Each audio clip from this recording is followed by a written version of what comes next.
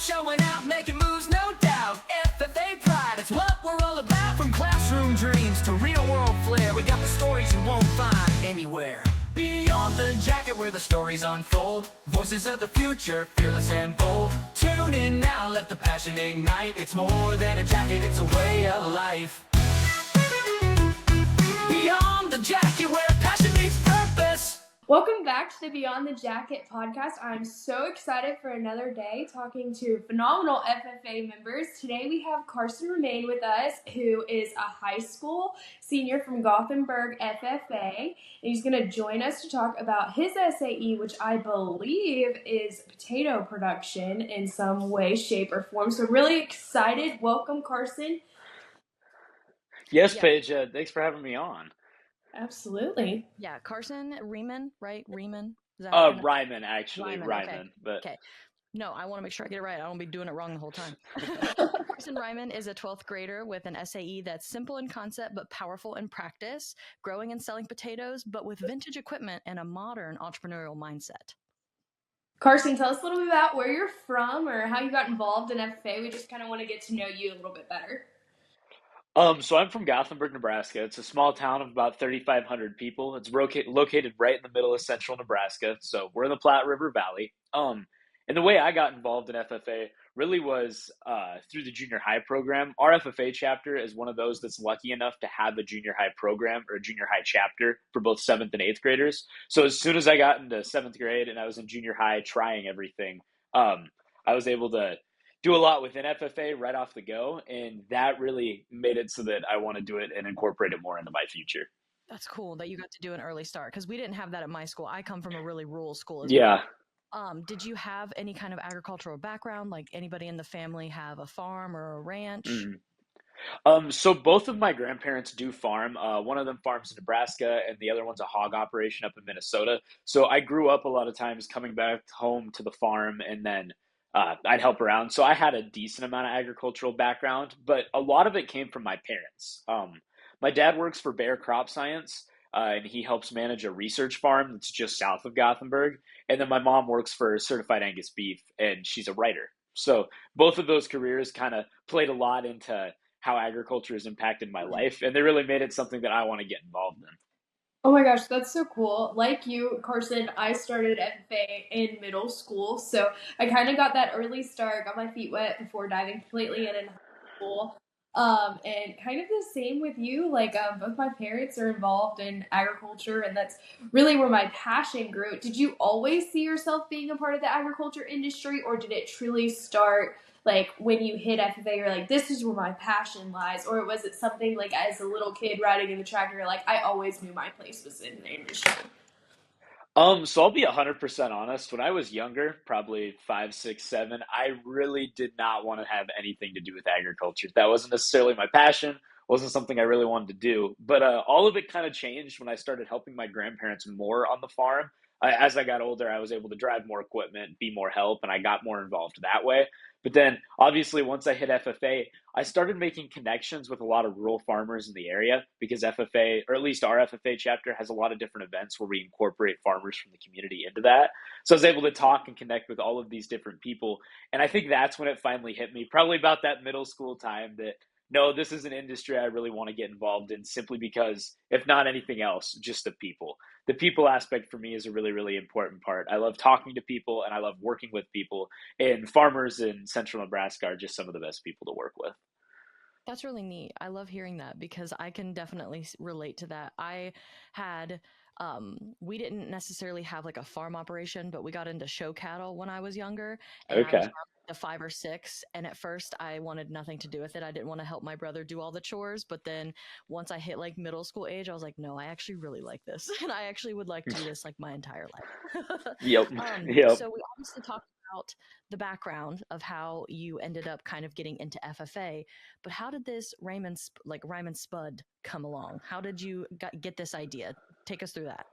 Um, so the idea was sort of a mix. It was a mix of a lot of things, but first off, it was just pretty crazy because I thought to myself, and I was like, I need an SAE that nobody's really done before. Because when you're in central Nebraska, everybody's kind of got an SAE. They do their cattle or they do something along those lines. And I don't have any cattle. We live on a tiny acreage, so I had to come up with something. And for the past, for my whole life, basically, we've had a really well, it doesn't look like a large garden to me necessarily anymore, but our family grows a pretty big garden. So we'd always plant a couple hundred or 200 feet of potatoes.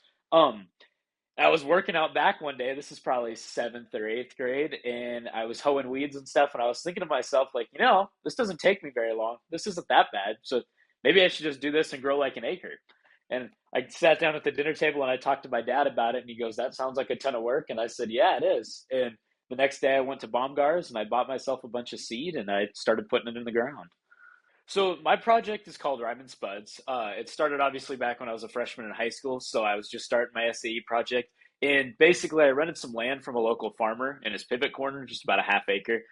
Wasn't necessarily irrigated or anything, just kind of some dirt that he didn't really do anything with. So just north of my house, I went up to him and I asked him if I could rent some land. And so I got that done.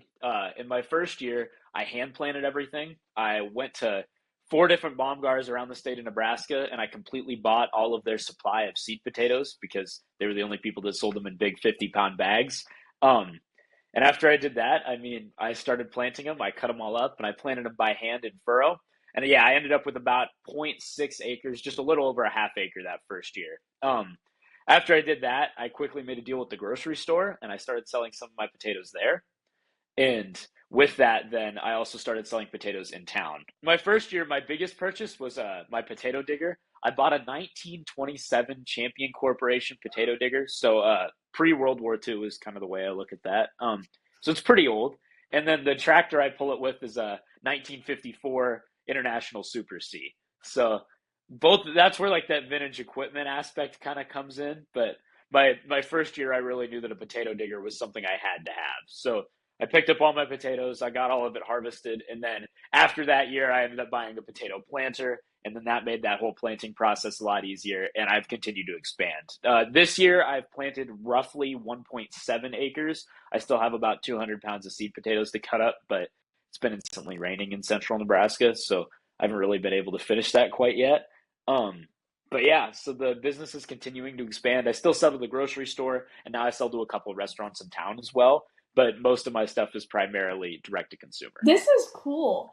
Talk us through kind of like your process of selling to those grocery stores or even to the consumer. I think it's really cool that you kind of have your foot in the door already with like larger industry.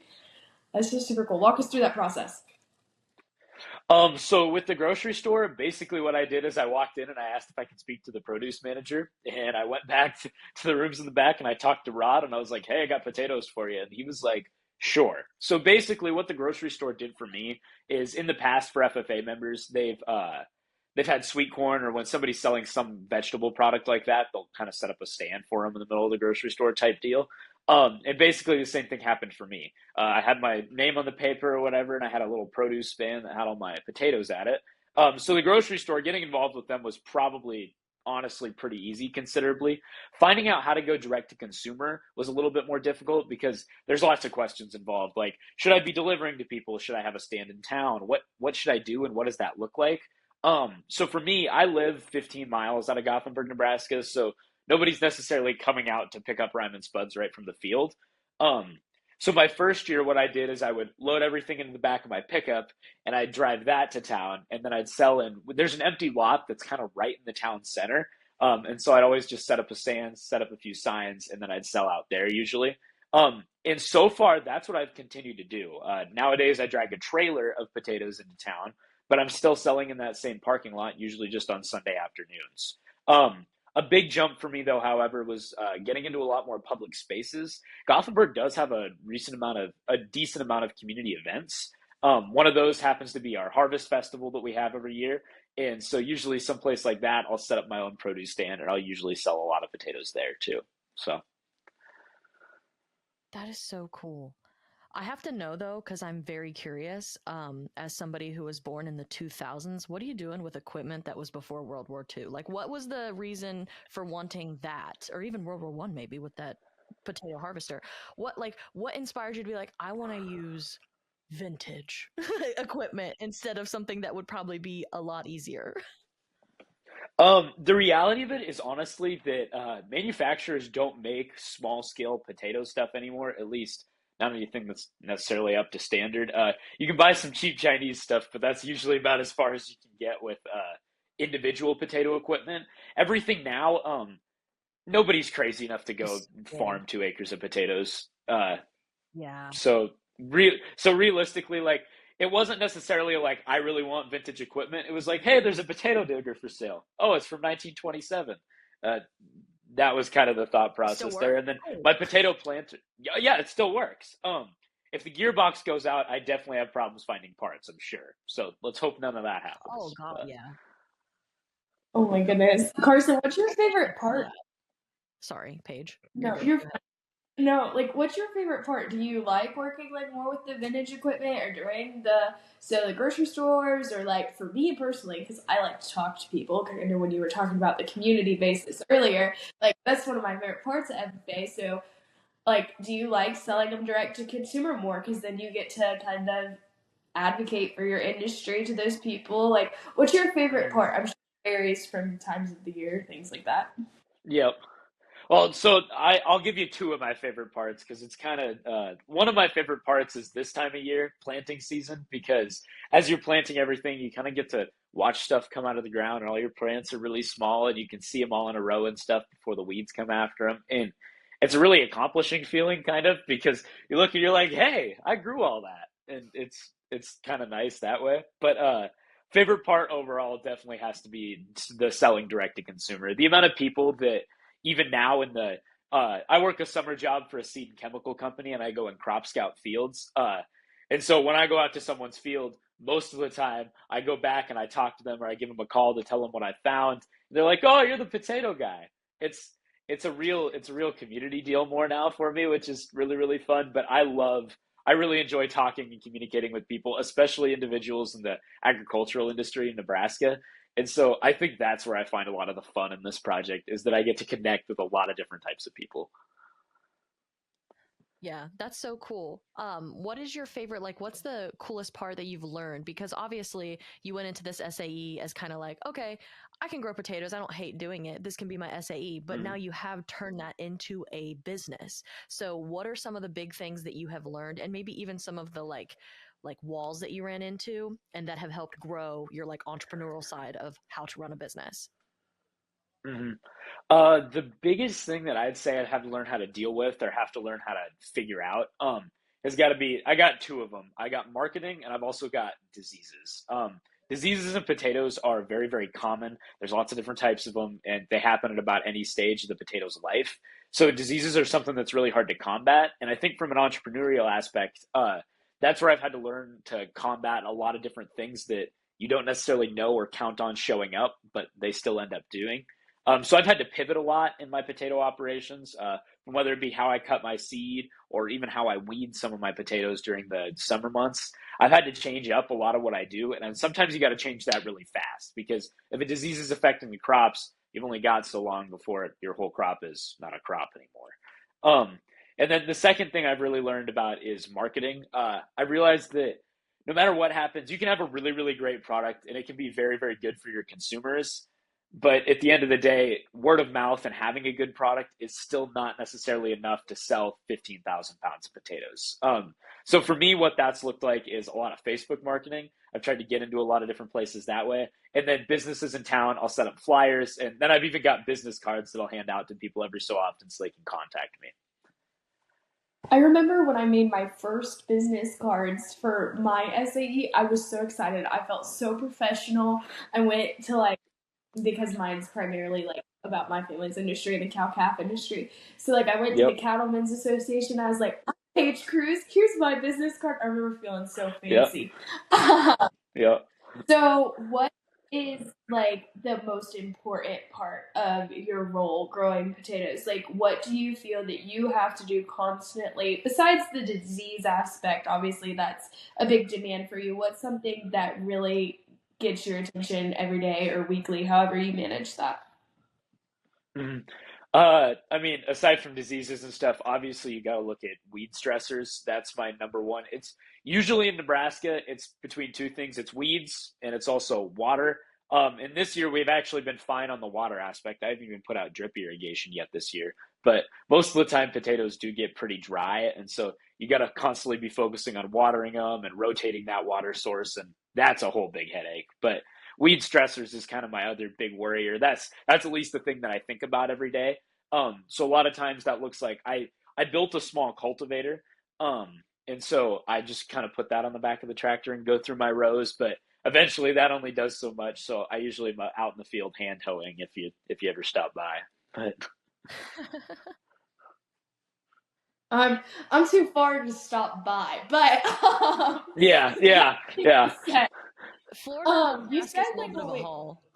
yeah, Oof, that's yeah, a whole yeah, big drive for me down here in South Florida. But no, you talked about at the beginning that you really enjoyed and saw that potatoes wouldn't take up too much of your time. And I guess my SAE is similar in that fact. I started an ag communications SAE that I was like, okay, I can just post on social media, be a voice for our industry, and it won't take me yeah, 5 minutes every week. Well, it's kind of consumed my life. Now I work for Farm for Profit and I have this podcast and I love every minute of it. yeah. But has your potato operation kind of became that for you, in that aspect of like, oh, I thought this would be easy, and now it's literally my 24/7 job, additionally to the other jobs I Mm-hmm. do. Yep, 100%. I would agree with that statement completely. Potato. I figured that out though, kind of right away. It was more of a rude awakening type deal. Because planting season, I looked at it and I was like, oh, I only got like half an acre to plant. That can't be that bad, right? And then I realized by hand that does take a long time, and that was kind of right from the beginning. I was like, yep, this is now my second full time job. This is the thing that always kills me with talking to the high school students as someone who's been out of high school for over a decade now, is I feel like you guys are built different in the way that you handle having so many responsibilities, especially you FFA kids. So how do you manage, because you talked about having a summer job, then I'm sure, like, I see you track and field. I feel like you're probably an athlete too. Like, how do Yeah. you do all of that, keep it all separate, and also run a potato business? Um, to be honest with you, a lot of it really comes down to work ethic. You got to Yeah. realize that your days are gonna be pretty long, and when you try and cram as much stuff into your day as I do, that usually just ends up being the way it is. With with the amount of stuff that I do, it is pretty hard sometimes to manage all of it at the same time. But the thing that I've really realized is that if you have people that I mean, I have teachers and coaches and people that respect a lot of my time, and I think that that's super helpful for me because there are certain times where potatoes take up a lot more of my time than necessarily cross country or track would.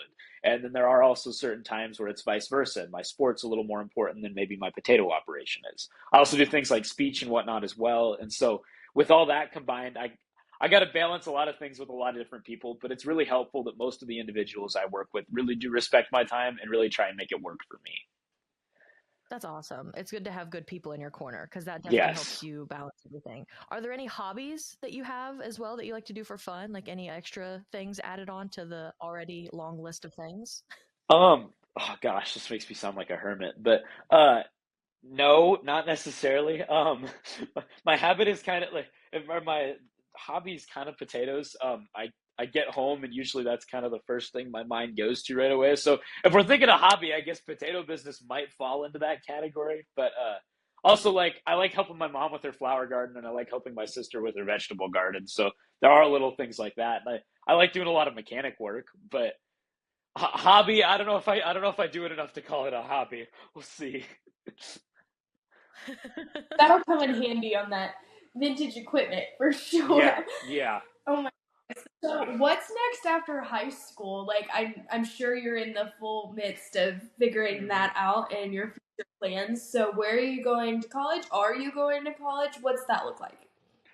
So for me, Nebraska, the University of Nebraska at Lincoln specifically, they have something called the Angler program. So I don't know if you guys are familiar with Paul Angler or not, but he has that big feeder business down in Texas. Um, and basically, what it is in Nebraska is it's an entrepreneurship program that's completely based around everything to do with business, doing it as an entrepreneur, whether it be starting your own business or how to manage one. And so for me, the future definitely looks like I'm headed to UNL. That's kind of my big plan. And then I'll probably major in something like agribusiness, and then I'll have that entrepreneurship as a minor on the side because with Angler, that's the way the UNL college system works, kind of for it. And then after that, Right now I'm working for a chemical company. I already kind of mentioned that, but I really enjoy the work that I've been doing this last little bit. I really like crop scouting and I really like communicating with farmers, whether it be selling them something or figuring out how to help their crops grow better. And so for me, what the future probably looks like is either figuring out how to kind of start my own seed business and become a seed salesman, or maybe go and work for somebody else that's in that industry. That's kind of where I feel like I'm headed. Oh, Nice. cool. That's awesome. Okay, what advice would you give little Carson or somebody that might want to start in entrepreneurship SAE like you, or may be balancing everything that you do, whether that's sports and school and FFA, and the list just keeps getting longer? Mhm. What's some advice you give to a younger kid that might be wearing your shoes? I got two big things. One is never be afraid to say no. I think for a lot of my younger life, especially in junior high and early high school, I really did fill my schedule up probably a little too much because I was constantly saying yes to everything when somebody asked me for something. And so, yeah, that first big thing is being able to say no, because there are certain points when my schedule literally just can't fit another thing. And that's the way it's going to be. And I think if little Carson would have realized that, he would have had a few less times of burnout and a few less times where he felt like the world was crashing down because there was so much stuff. But the second aspect is younger Carson definitely needed to be a little bit better at record books. The first year of my business, I kind of just had everything on paper, and that's great. I'm a real like I like having things on paper type of person, but the paper never exactly correlated right to the SAE project as far as filling it in for record books goes. And so I had to make up a little bit of that first year, kind of running through everything, figuring out where I'd went and how much money I'd made and all that stuff. Got a lot better about it after that, obviously. But if I would have had that right from the get go, it really would have been great to be up to date on my record books right away. I feel that to my core. As somebody who's owned a business and operated since 2020, let me tell you, get better about your books, keep Yep. receipts, and like maybe an Yep. Excel spreadsheet because it is a pain. Then when you go looking for things, that's a Yep. very good piece of advice. Both of those pieces of advice are very wise beyond your years. Like the no thing is very, very big. I'm That is, still working on that one. yeah. Yeah. Same. Yeah. Me I mean, I too. tell myself you have to say no, but I think, in all honesty, I think it's an FFA thing. I think it's an Yeah. FFA thing. Like, we're so committed and we want to be the go getter. Like, me, like, I am so competitive. So I have to be the best Yep. everything I do. You know? Yep. Mhm. And that's something I put the pressure on myself. No one else in my family. And I go back from time to time, like, dang, if I had just said I didn't want to do this or no for this time Uh because my huh. plate, well, I think I'd feel a lot better right now, but Yep. it's okay. It pays off in the end when you look back. You're like, oh well, I am really glad I said yes to that. Yes, yes. Oh my Yeah, there's god. so many things. Of course, yeah. So we have some rapid fire questions for you, and then All we'll right. kind of wrap up. What is your favorite way to eat potatoes? Favorite way to eat potatoes is I call them smashed potatoes. I don't know if that's like a real term or anything like that, but basically what you do is you take your tiny little spuds and you smash them flat, and then you put them in the oven for a little while and get them nice and crispy and soft. And then you put a little salt and a little pepper on them. They're great. It's like a hybrid between mashed and baked. Yeah, yeah. It's That kind of like sounds an in good. between. It's Yeah, I delicious. think I've seen those at like restaurants and stuff. Like I Uh think huh. it's definitely a thing. Yeah. No, Oh my I'm, goodness. I'm Okay. sure it's growing too. Better be. He could just create his own little restaurant too. Vintage or modern technology? Um, I definitely got to go with vintage because specific example I'm thinking of is my pickup. It's a 1990 Ford F-250, and I've been able to replace literally everything on that. I can stand in the engine bay, and there's no like electronics or anything like that. It's pretty great. So I got to go with the older stuff is obviously better because you're able to. It might break down less, maybe, but for having a 35-year-old pickup truck that can still get down the road pretty good that I can fix everything on, that's pretty great. My dad would be so jealous. He'd be so jealous. So, what is your like dream farm edition? Something that you're like, oh my gosh, when I have enough money or enough time, this is what I'm going to do, or how are you going to upgrade? Oh, you're talking upgrade like equipment or for like the potato operation, or what are you talking? Yeah, just The in general. It potato could be in something as buy general. a new laptop for records. Oh, I Yeah, see what you're like saying.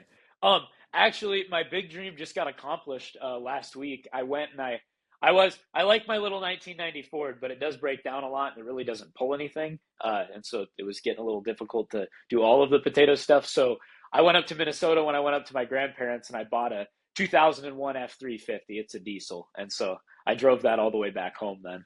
And so that was my big dream accomplishment thing, and I got that done. So Oh, well, congratulations. I bought, well, it's not a cool truck, but I bought a car for college in the fall, and I remember yeah. feeling like so happy and accomplished with myself. What is one word to describe Remains Buds? Whew. I got a good one. I got a good one. I'm gonna go with pride because I really love the work that I do and I'm really passionate about a lot of it. And so obviously I take a lot of pride in that. And I think that when I get to talk about it to other people, this is honestly kind of one of my moments where I'm like, oh, this thing has grown pretty good. Like, look at that. And so I think for me it's a big source of pride, but then I even think for I mean community wise and stuff, I think it's neat that our FFA chapter promotes enough people and enough SAEs that they can really get involved in the community. And so I think that's a source of pride, not only for me, but for a lot of members of my community and chapter as well. Awesome, Carson. Well, it was so great to talk to you. Thank you for sharing your story behind your business, and you've shown that your success is growing, and I hope it continues to grow for you more. Yeah, your work ethic, your creativity, and the respect that you have for not only the agricultural roots, but just all of the communication and everything, it really just shows us that like agriculture is being taken good care of with the new generation of FFA kids. Thank you Exactly. so And for much. any FFA members in, yes, follow along on Carson's journey, and thank you for showing us how you've gone beyond the jacket, and we wish you the best of luck in your future. Yeah, and thank you guys all for listening to this episode of Beyond the Jacket. Be sure to subscribe and share this episode with someone who may need to hear this inspiration.